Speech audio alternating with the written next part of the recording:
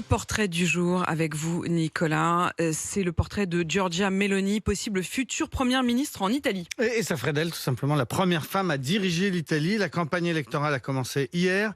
Les élections auront lieu le 25 septembre pour élire celui ou celle donc qui succédera à Mario Draghi. La coalition des trois partis de droite et d'extrême droite est largement en tête dans les sondages et c'est elle, Giorgia Meloni, qui dirige cette coalition. Lors d'un meeting à Rome il y a 2 ans, elle s'était présentée ainsi.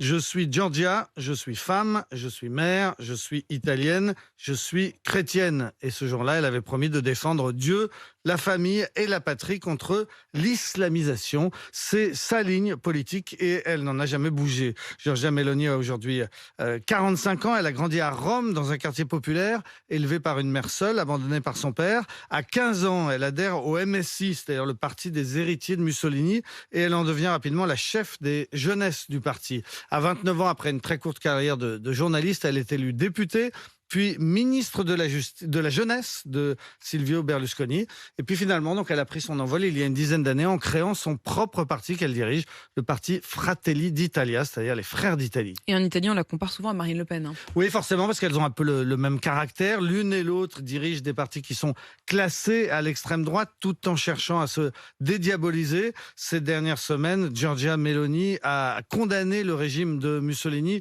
beaucoup plus clairement que qu'elle ne le faisait auparavant. Elle a fait le ménage et renvoyé de son parti un certain nombre de nostalgiques du Troisième Reich. Mais hier, elle a sans doute commis une faute.